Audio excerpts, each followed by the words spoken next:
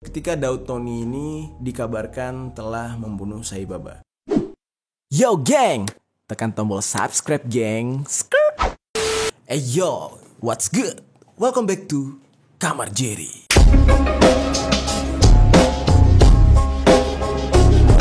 Geng, kemarin kita sempat membahas tentang Sai Baba. Membahas tentang Sai Baba, ya memang ini orang misterius banget ya, tiba-tiba menghilang gitu. Dan di pembahasan kita kemarin, kita membahas tentang biografinya Sai Baba serta sifat-sifat dia yang mendekati sifat-sifat Dajjal gitu kan. Namun geng, ada sebuah cerita yang sangat-sangat menarik dan menurut gua ini bisa menjadi sebuah isu yang menggemparkan lah gitu. Tapi sebenarnya ini adalah isu lama, cuman mungkin ada sebagian teman-teman yang belum tahu gitu ya. Sai Baba itu dikabarkan meninggal dunia atau mati karena dibunuh oleh orang Indonesia. Ini bukan kabar angin belaka geng, orangnya ada dan masih hidup. Nah, hari ini kita akan bongkar permasalahan ini. Nama orang yang kita maksud adalah Daud Tony. Sebelum kita bahas siapa Daud Tony atau backgroundnya dia ya kan, kenapa dia bisa disebut-sebut sebagai orang yang memiliki ilmu tinggi dan mampu mengalahkan dukun-dukun, serta dia mengaku telah membunuh Sai Baba gitu ya. Jadi kita langsung ke inti ceritanya. Ketika Daud Tony ini dikabarkan telah membunuh Sai Baba. Hal ini terjadi pada bulan Januari, tepatnya pada tahun 2011. Di saat itu Daud Tony dipanggil atau ditelepon oleh salah satu jenderal untuk datang ke Cikeas. Ini merupakan tempat kediaman presiden kita di saat itu. Kemudian Daud Tony tanpa pikir panjang langsung datang ke Cikeas, dan tiba-tiba saja dia sampai ke kediaman presiden. Itu dia merasakan ternyata ada santet di kediaman presiden tersebut. Santet tersebut menurut Daud Tony adalah santet tingkat tinggi dan berasal dari negara India, geng. Dan di saat itu ibu negara langsung menemui Daud Tony dan langsung menyampaikan maksud pemanggilan Daud Tony ke kediaman presiden. Dan Daud Tony tanpa diberitahu terlebih dahulu, dia langsung tahu maksud dari pemanggilan dia ke Cikeas ini. Dan dia langsung menunjuk siapa orang yang mengirim santet itu. Jadi secara terbuka dia memperlihatkan fotonya, geng. Dan ibu negara langsung mengiyakan, membenarkan orang tersebut. Dan menurut Daud Tony, memang orang ini adalah tokoh sakti yang berasal dari India. Seseorang yang menurut Daud Tony memiliki ilmu yang setara dengan Daud Tony di saat Daud Tony ini belum bertobat, baik level ilmu batin maupun ilmu mistis dan santet. Dan di saat itu Daud Tony merasa kayak dia tuh selama hidup belum pernah menghadapi seorang lawan yang levelnya sama dengan dirinya, geng. Jadi pertempuran antara Daud Tony dan tokoh India tersebut alias si Sai Baba gitu ya, ini adalah pertempuran hidup dan mati. Nah, Daud Tony yang di saat itu akhirnya mengambil resiko mengiyakan untuk membantu pihak kepresidenan karena adanya santet itu, langsung menghadapi si Sai Baba ini, mempertaruhkan nyawanya, geng. Dan di saat itu dia meyakinkan kepada pihak kepresidenan hal ini dia lakukan demi keamanan negara, karena nih hubungannya udah bukan lagi perang secara senjata ya, perang secara gaib. Dan untuk negara kita Indonesia, berbicara tentang hal gaib itu bukan sesuatu yang ecek-ecek gitu ya. Negara kita juga punya level yang sangat tinggi berbicara tentang hal gaib ya, seperti kalian ketahui lah, di Papua ada Swangi, di Kalimantan ada suku Dayak ya kan, di Cirebon, Banten, bahkan sampai ke Aceh sana pun hal mistis ini sangat kuat. Lalu singkat cerita,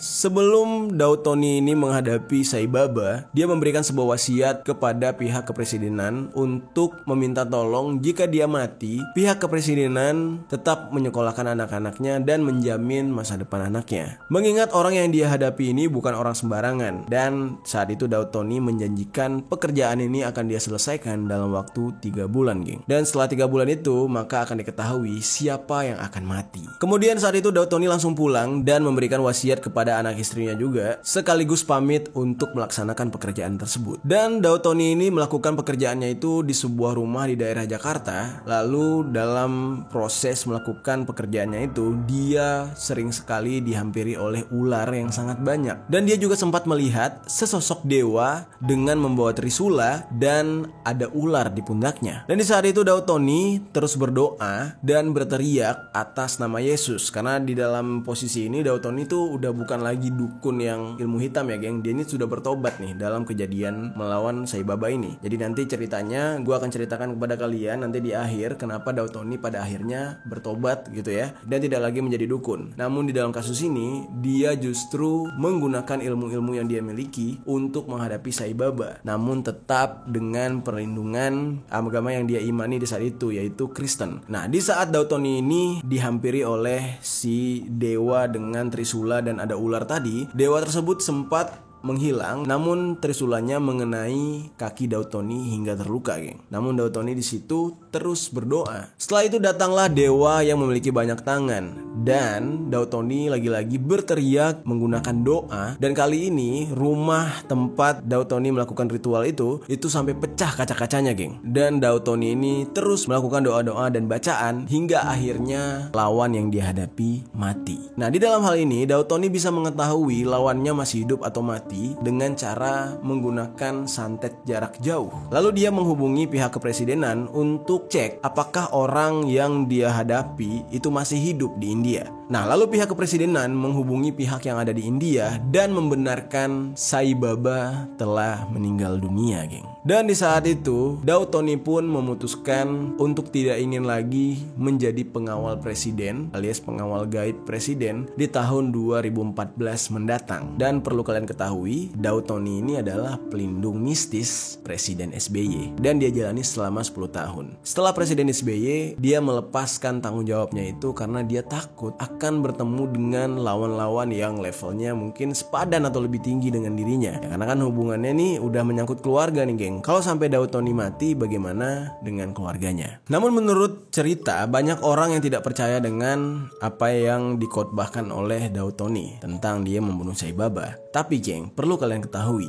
ini mungkin bukan suatu kebetulan, dimana Dautoni ini bercerita tentang dia melakukan tugasnya itu pada Januari 2011, dan Sai Baba itu meninggal dunia tepat pada April 2011. Jadi kalau kita hitung-hitung dari Januari ini, Februari, Maret, April, tepat 3 bulan seperti yang dijanjikan oleh Dautoni, yaitu mengerjakan tugasnya selama 3 bulan. Gimana menurut kalian, geng? Apa yang kalian percayai? Benarkah Dautoni yang membunuh Sai Baba atau bukan? Nah, sekarang tinggalkan komentar di bawah dan gue akan bercerita tentang background Dautoni. Kalau tadi yang kalian dengar Dautoni sebagai pendeta ya di saat menghadapi Sai Baba, sekarang kita akan bercerita tentang background Dautoni yang sebelum jadi pendeta adalah seorang dukun yang telah menyerap ilmu hitam sejak umur 9 tahun alias masih SD.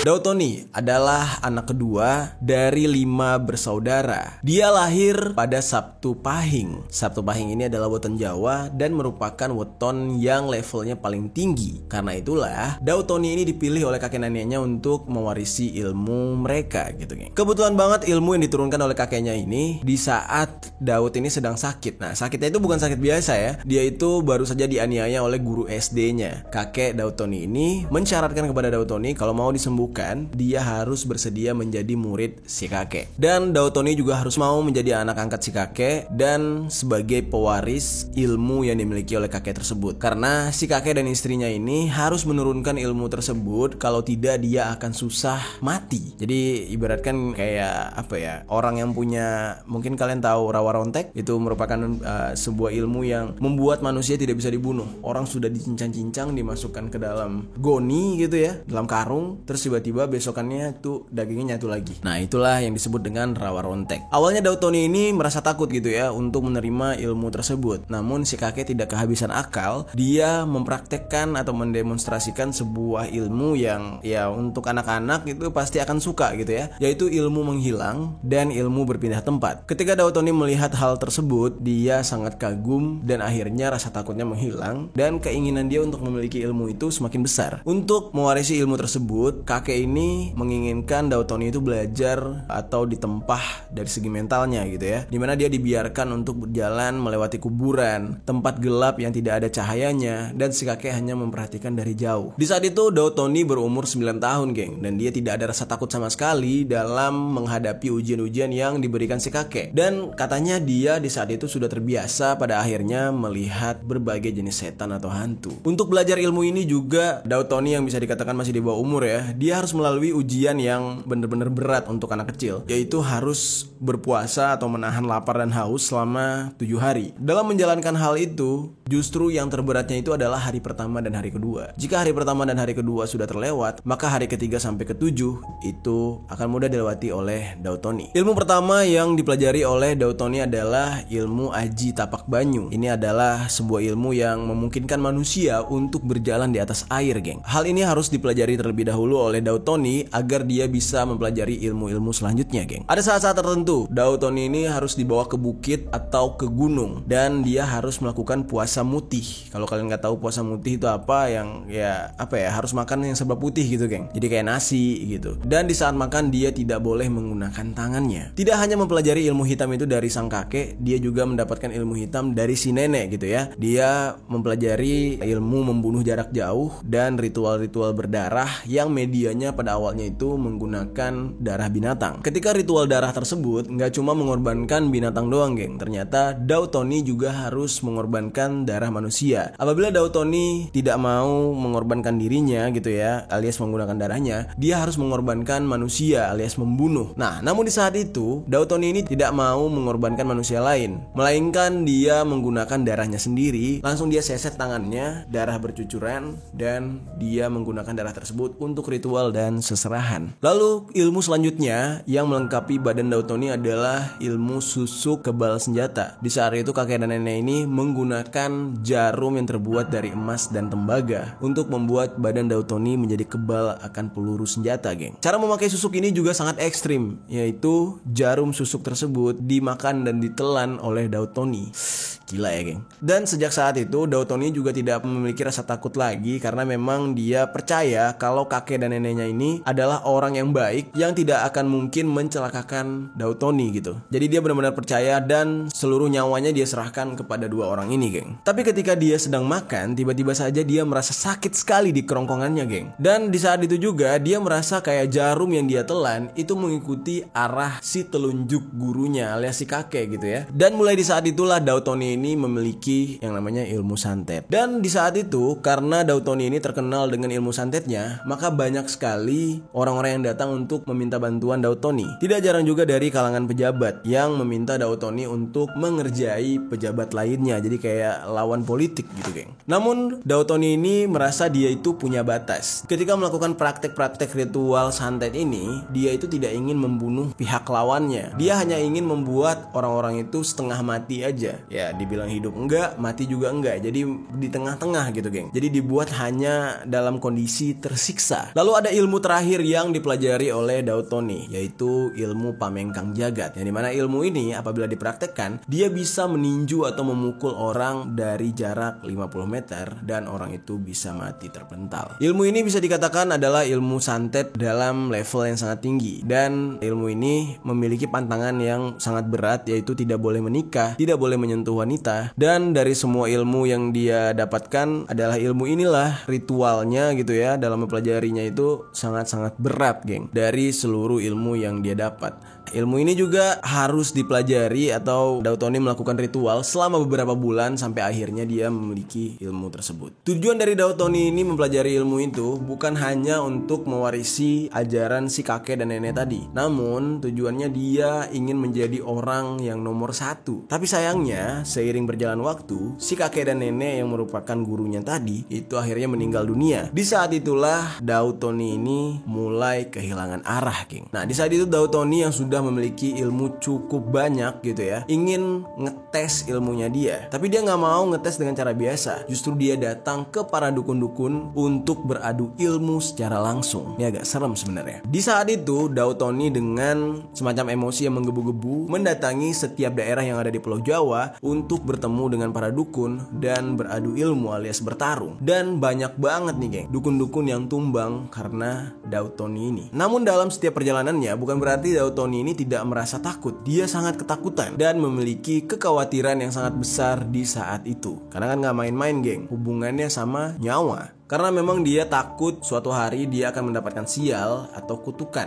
Karena kan jatuhnya dia kayak nantang gitu. Dan dia juga takut ada dukun lain yang mengetahui kelemahan Daud Tony. Ya ujung-ujungnya dia bakal mati kan. Nah lalu ada sebuah kejadian yang ini bisa dikatakan sangat menjadi momen bagi Daud Tony ya. Hal ini akan merubah kehidupan Daud Tony untuk selama-lamanya. Pernah suatu hari Daud Tony ini diajak oleh saudaranya untuk KKR. Ini adalah ibadah orang Nasrani, orang Kristen gitu ya. KKR itu kepanjangannya Kebaktian Kebangunan Rohani. Nah di saat itu yang sedang berkhotbah adalah Pendeta Gilbert. Di dalam khotbahnya Pendeta Gilbert ini berkata kalau orang Kristen itu tidak akan mempan terkena santet. Di saat itulah Daud Tony yang merasa penasaran gitu dengan kata-kata Pendeta Gilbert. Dia langsung aja ngetes ilmu alias mencoba mengguna-guna atau menyantet Pendeta Gilbert. Namun ternyata di saat itu tidak mempan. Santet Daud Tony ini tidak bekerja. Lalu tiba-tiba Pendeta Gilbert ini berkata, bagi saudara-saudara yang memiliki jimat-jimat atau dukun sekalipun, silakan maju ke depan, kami undang ke altar call. Katanya begitu. Jadi ditantang gitu geng. Di saat itu Daud Tony pun yang mendengar hal tersebut merasa bingung. Dia bertanya-tanya altar call itu tempat apa. Nah aslinya kan ini tempat berdoa gitu ya. Namun Daud Tony mengira kalau altar call itu adalah tempat beradu ilmu. Lalu dia langsung maju dan ternyata di saat itu dia malah diberikan doa oleh Pendeta Gilbert. Namun Daud Tony kan tujuannya adalah untuk bertarung gitu ya dengan Pendeta Gilbert, bukan untuk diberikan doa. Nah di saat itulah dia langsung menantang Pendeta Gilbert ini untuk bertarung geng, beradu ilmu. Secara lantang, dia langsung menantang Pendeta Gilbert ini untuk bertarung. Dan tantangannya itu diiyakan oleh Pendeta Gilbert. Namun Pendeta Gilbert berkata, silakan datang esok pagi untuk bertarung dengan beliau. Lalu di saat itu Daud Tony langsung pulang. Dan pada malam harinya Daud Tony ini gelisah banget, gak bisa tidur. Sampai akhirnya keesokan hari jam 8 pagi dia datang untuk perjanjian bertarung bersama Pendeta Gilbert. Di lokasi sudah ada pendeta-pendeta yang sudah menunggu. Dan di saat itu mereka langsung bertarung dalam jarak 1 meter, bukan jarak jauh geng. Ini semacam apa ya, bertarungnya pukul-pukulan, bukan lagi pertarungan antar roh atau pertarungan ilmu gitu geng. Di saat itu Daud Tony mencoba memukul, namun selalu mental ke dirinya sendiri. Sampai-sampai dari dalam mulutnya keluar semacam serbuk tembaga dan serbuk emas gitu geng. Bahkan sampai muntah darah. Namun Pendeta Gilbert di saat itu hanya berkata haleluya haleluya gitu ya, sebanyak 3 kali. Dan dia membacakan mantra-mantra dalam bahasa roh. Sementara Daud Tony tidak paham apa yang diucapkan oleh Pendeta Gilbert. Dan di saat itu juga Daud Tony ini mencoba untuk memukul lagi. Dan tetap aja setiap pukulannya mental dan kembali ke dirinya sendiri. Lalu di saat itu waktu menjelang jam 12 siang, Daud Tony pun berkata, ini ilmu terakhir dari saya. Kalau saya sampai kalah, saya akan berguru kepada kamu. Dan kalau kamu sampai kalah, kamu akan mati, katanya. Lalu Pendeta Gilbert berkata, silahkan. Dan di saat itu juga Daud Tony langsung melafalkan ilmu pamekang jagat, yang dimana dia di saat itu sekali pukul batu dalam jarak 50 meter itu hancur geng. Nah di saat itu Daud Tony memejamkan matanya, berkonsentrasi membaca mantranya. Dan di saat dia buka mata, dia melihat badan Pendeta Gilbert itu semacam bercahaya. Dan di saat itu Daud Tony merasa nervous, kayak nggak berani untuk melanjutkan pertarungan. Dan seketika dia ingat dengan kata-kata si kakek alias gurunya, dimana si kakek ini pernah berpesan kepada Daud Tony. Dia bilang pada umur 18 tahun nanti dia akan melihat sebuah cahaya terang. Inilah yang disebut dengan Nur Cahyo. Nah namun di saat itu Daud Tony ini memilih untuk melanjutkan serangannya dan dia maju untuk memukul Pendeta Gilbert. Namun sayangnya cahaya yang keluar dari tubuh Pendeta Gilbert ini justru membuat Daud Tony ini terpental sejauh 10-12 meter.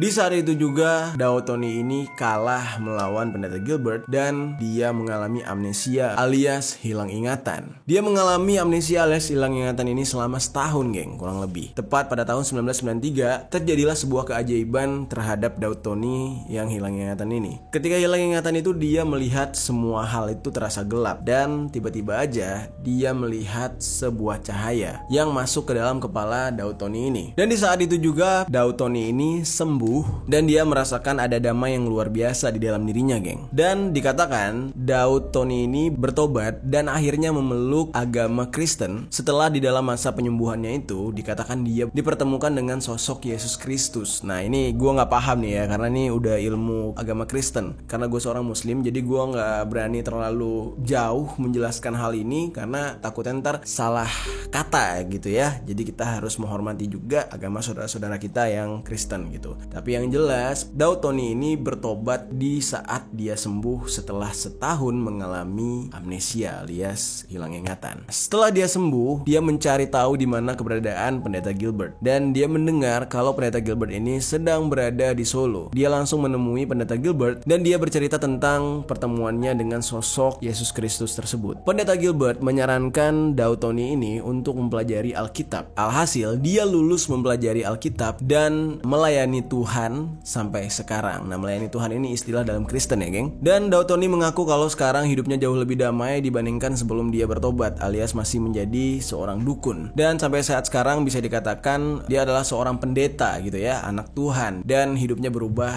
jauh dari sebelum dia bertobat. Nah, kurang lebih kayak gitu ya, geng, cerita tentang Daud Tony ini. Keabsihan cerita ini mungkin bisa kalian cari tahu sendiri, atau mungkin kalian bisa bertemu dengan pendeta Daud Tony langsung untuk bercerita karena orangnya masih ada gitu ya. Dan ya percaya tidak percaya ini pernah terjadi.